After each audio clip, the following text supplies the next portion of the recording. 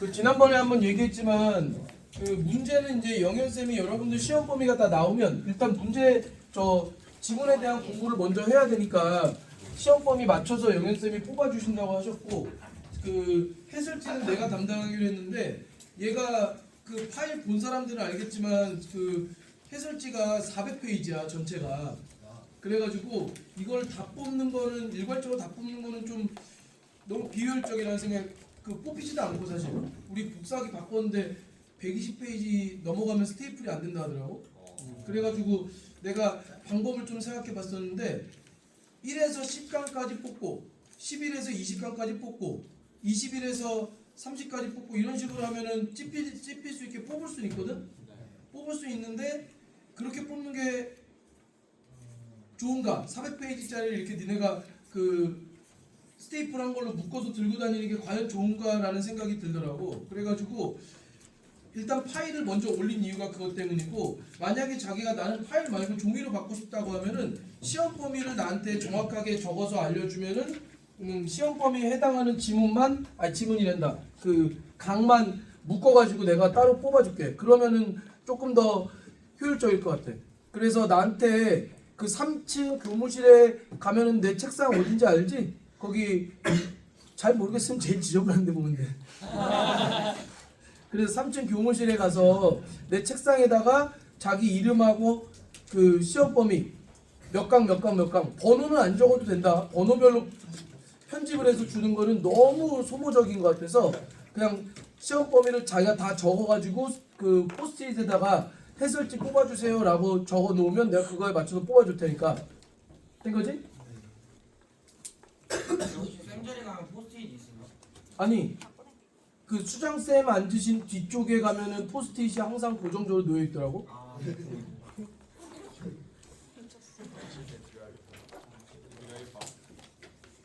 그 카톡으로 나한테 요청을 해도 되긴 하는데 카톡을 하면 내가 까먹는 경우가 생기니까 포스트잇으로 붙여놓는 게 제일 확실해.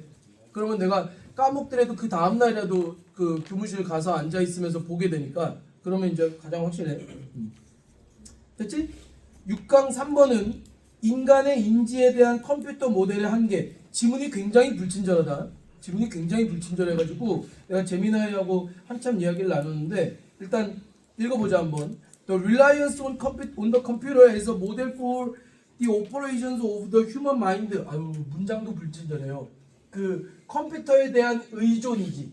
근데 컴퓨터를 뭐로 의지하느냐? 모델로 의지하는 거야. 뭔 모델이냐 하면 인간 마음의 작동에 대한 모델로서 컴퓨터에 대한 의존이 may well prove to be as limited, 제한적이라고 밝혀진대. 됐지? may well이라는 게 예전에 내가 공부하던 시절에 수거로 막 외워야 되는 그런 거였는데 중요하지 않아. 그냥 limited가 중요한 거지. 제한됐다는 게 제한적이라는 게 증명됐대. 뭐만큼이나 earlier fascination. fascination은 매혹이라는 뜻이잖아. behavioralism이 뭐야? 행동주의에 대한 매혹만큼이나 제한적이래. 일찍 좀 다녀라 이제.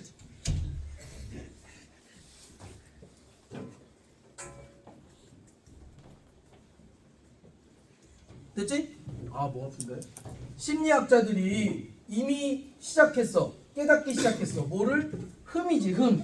플로는. 뭐의 흠이야? 마인드 에스 컴퓨터 메타포. 컴퓨터로서 마음에 대한 비유의 흠결을 이미 깨닫기 시작했어. 그러니까 제한적이라고 하는 거 아니야? 이거 흠이 있네. 이거 안 되겠네, 이거. Some have turned to cultural anthropology. 별표 안 좋네. 인류학이지? 문화 인류학에 의지하다 정도의 뜻이야. 턴투는 기대다 이 정도의 뜻이야.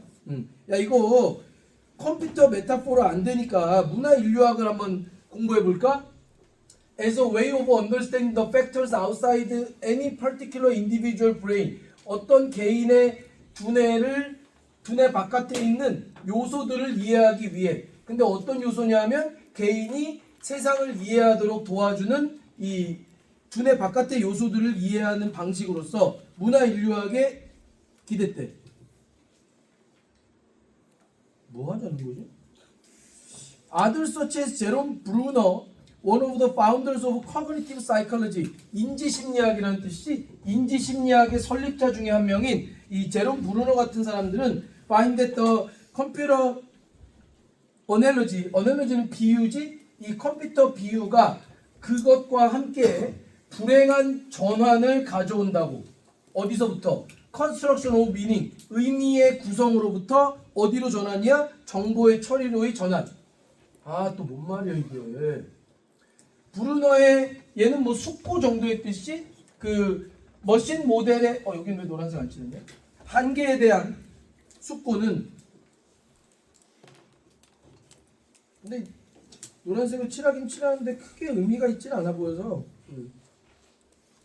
그를 이끌었대. 어디로 이끌었냐면 인도주의적 강조.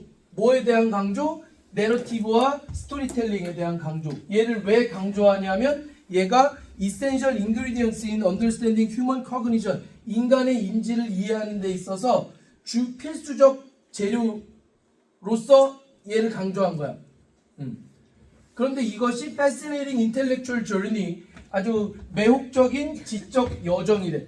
That reveals both the power and the limits of computer as guides to the way we think. 우리가 생각하는 방식에 대한 가이드로서 컴퓨터의 힘과 한계를 둘 다 드러내주는 아주 매혹적인 지적 여정이래.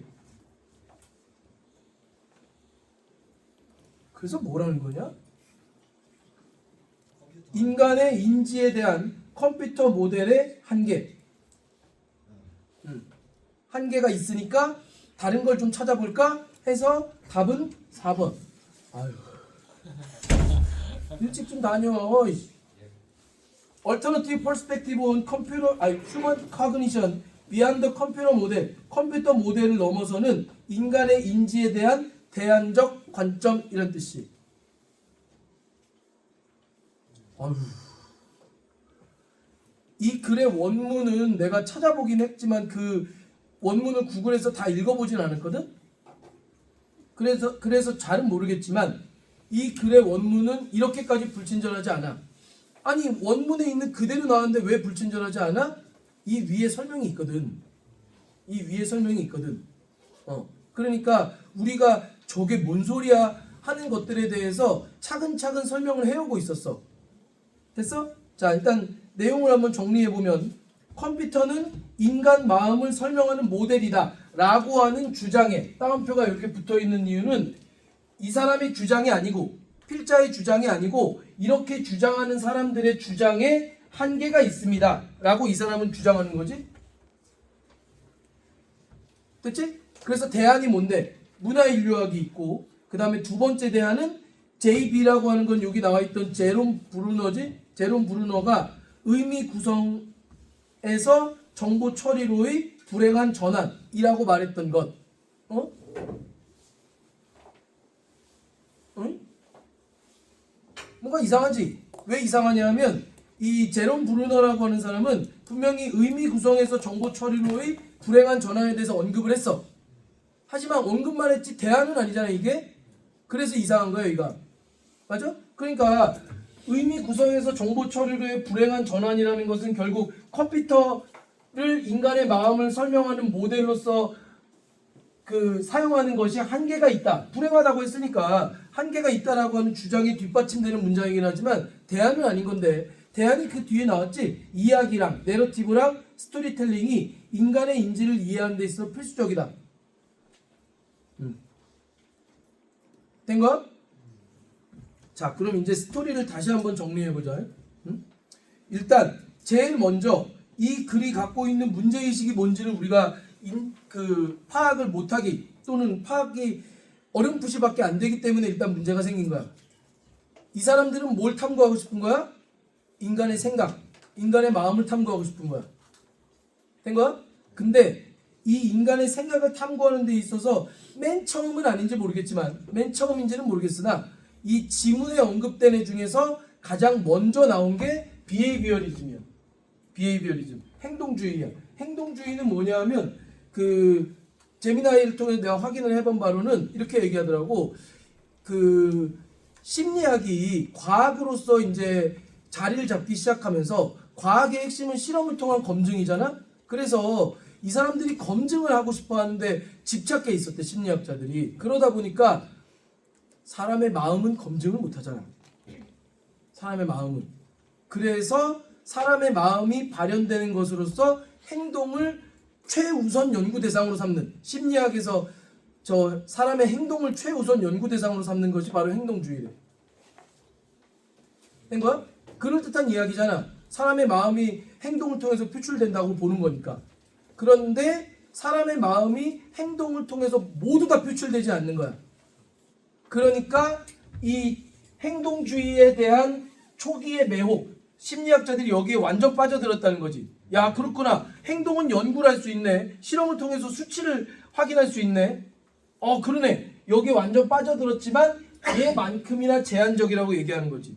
즉, 이 행동주의도 인간의 저 인지를 연구하는 데 있어 한계가 있었던 거야. 그래서 그때 대안으로 나왔던 게 한참 이때 1950년대 컴퓨터가 막 발달하기 시작했던 시즌이래. 그래서 컴퓨터를 연구해 보니까 인간의 두뇌도 컴퓨터랑 비슷하지 않을까? 입력이 있고 이걸 처리하는 과정이 있고 처리한 다음에 저장하고 출력하고 컴퓨터랑 같은 방식이네 라고 생각한 거지. 근데 이것도 문제가 있지. 그게 바로 이게 마인드 에스 컴퓨터 메타포라는 거야. 응? 사람의 마음을 컴퓨터랑 비유해서 이해하고자 했던 방식이었던 거지. 여기에는 어떤 문제가 있니? 사람은 컴퓨터처럼 연산을 합리적으로 생각할 수 없어요. 거기다가 요 얘기가 그 얘기거든. 사람의 인지는 의미를 구성하는 과정인데 이거를 컴퓨터랑 비유하다 보니까 의미 구성을 정보 처리로 전환시켜 버린 거야. 된 거야? 된 거야? 그러니까 이게 얼마나 불행하냐라고 말하는 거지, 이 사람은. 인간의 두뇌의 작용 중에서, 인지 과정 중에서 컴퓨터가 정보를 처리하는 방식과 유사한 부분이 있겠지. 하지만 인간은 그보다 훨씬 더 고차원적인 사고를 하는 경우가 분명히 존재하는데 컴퓨터랑 비교하니까 그게 사라져 버렸어요. 그러니까 우리가 사랑이라는 단어를 접했을 때 컴퓨터는 이거를 기호로 처리할 거 아니야. 근데 인간은 설레임이라는 걸로 처리를 할 수도 있고 가슴 아픈 추억이라고 처리할 수도 있고 다양한 것들이 있는데 어떻게 이걸 컴퓨터랑 비유하냐라는 한계점을 제시하는 거지. 그래서 대안으로 문화인류학이라는 거 나온 거는 뭐 대충 어떤 의미인지 알 거 아니야? 사람의 사고를 구성하는 데는 자기 주변 환경, 문화 이런 것들이 작용을 중요한 역할을 한다라고 바라보는 관점일 것이고, 그리고 브루너라고 하는 사람은 이 서사를 중요하게 바라본다. 이렇게 얘기하는 거네. 그래서 이 글의 원문의 아래쪽에는 AI 얘기가 나와. 2023년도 에 출판된 책이거든. AI 얘기가 나와. 그러니까 챗 GPT한테 시를 써달라고 하면, 소설을 써달라고 하면 잘 써주지. 그게 인간이 만든 소설로 볼 수 있느냐? 당연히 챗 GPT가 만든 건데, 그러니까 인간이 만든이 아니라 그러니까 인간이 만든 소설과 대등한 것으로 볼 수 있느냐? 아니지. 인간에게는 여러 가지 서사와 기억과 문화와 이런 것들이 작용된 거지만 챗GPT가 써낸 거는 그럴듯한 단어의 조합인 거잖아. 됐지? 그런 이야기를 하고 있어. 됐어? 그 책 자체는 인간이 가지고 있는 동물이나 컴퓨터나 이런 애들과의 차이점, 인간만의 차이점에 대해서 탐구하는 책이더라고. 된 거지? 그래서 내용은 이 정도 된 거고, 새로운 친구가 있으니까 색칠된 걸 한 번만 소개를 하면, 여기 노란색으로 보이는 요 색칠을 뗀 부분은 어휘 문제가 나올 수도 있겠다라는 취지인 거야. 어휘 문제가 나올 수도 있겠다. 그러니까 한계가 있냐 없냐, 오류냐 아니면 뭐 장점이냐 뭐 이런 식으로 물어본다는 거지. 운이 좋니 운이 나쁘니 이런 식이라는 거야. 그렇지? 그래서 근데 결국 다 같은 맥락이니까 지금 여기 색칠되어 있는 노란색이 다 같은 맥락이라서, 다시 말하지만 나는 이 지문에서 어휘 문제가 출제될 가능성이 조금이라도 있다고 생각하면 색칠을 하려고 하는 편이야. 물론 내가 놓치는 것도 있을 수 있지만 그런데 이 지문에서 어휘 문제가 출제되는 게 좋으냐 안 좋으냐는 다른 판단이야. 다른 판단이야. 다시 말하면 난 별로야. 어휘 문제가. 내 기준에서는. 색칠을 해놨지만 별로다. 그에 비해서 어법은 아주 눈에 띄는 애가 하나 있지. 누구냐? 5번째 줄에 help. 여기 보라색처럼 보이는 진한 분홍색은 어법 문제가 나올 수 있다는 뜻이야. 그렇지? 어법 문제가 나올 수 있다는 뜻이야. 그래서 help는 뭐냐 얘는? 관계대명사. 맞지? 그럼 관계대명사는 선행사가 누구냐? 브레이. 에이? S 어디 갔어?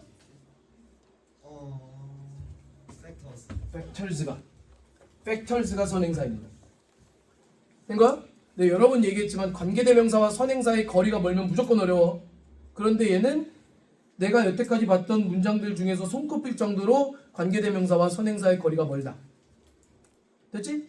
관계대명사 대 선행사는 factors. 그러니까 help에 s를 붙이면 틀린다. 그리고 make는 뭔지 알지? help가 준사역동. 에이씨 고3한테 언제까지 그럴 거야. 더군다나 수능 모의고사 기준으로는 어법 문제는 한 문장에 하나만 출제하게 돼 있어. 한 문장에 하나만. 그럼 저 help랑 make가 같은 문장인데 help를 낼 거야 make 말이 되냐? 비교가 되냐? 됐지? 물론 학교 선생님은 한 문장에 여러 개를 낼 수도 있지만 그렇게 안 내면 안 돼. 야씨 한 문장에 여러 개 내놓고 이거 다 맞는지 골라라 이거 말이 되냐고 솔직히. find는 어떤 취지인지 알겠지? others가 주어, 동사가 find, 주어 동사 거리가 멀고 사이에 삽입구문 때문에 콤마가 들어가 있으니까 이 동사냐 아니냐라는 취지의 문제. 즉 finding 안 된다. finding 안 된다.